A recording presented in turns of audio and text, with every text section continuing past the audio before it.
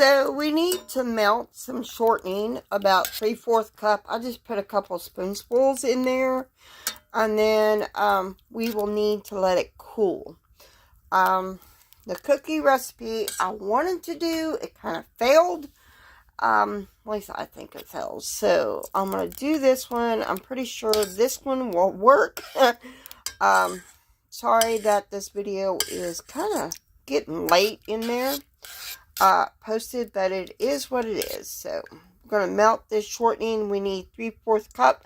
There's probably a little bit more than that, but that's okay.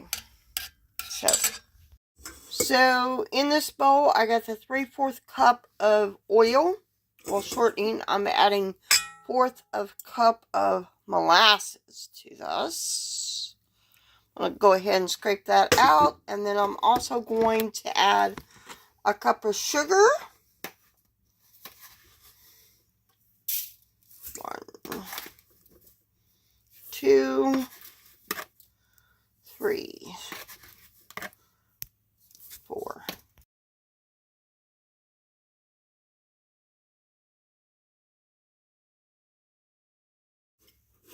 Going to add 1 egg to this, and now I'm going to go and put this in the mixer and mix this all up before we add our dry ingredients. So to this mixture, I'm adding 2 cups of flour, all-purpose flour that is. Kind of had made a mess with the flour. I had to fill up my flour jar again. So I'm going to do that.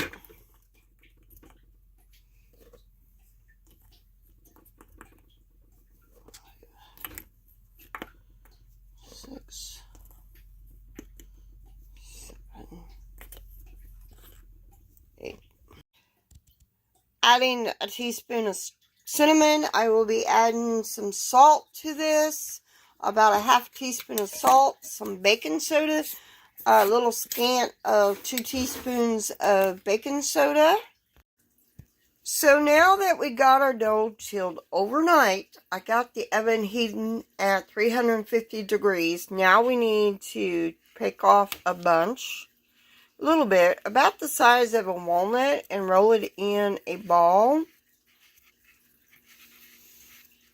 About the size of a walnut there.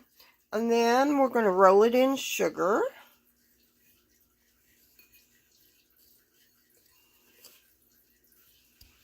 Then we're going to put it in a ungreased pan.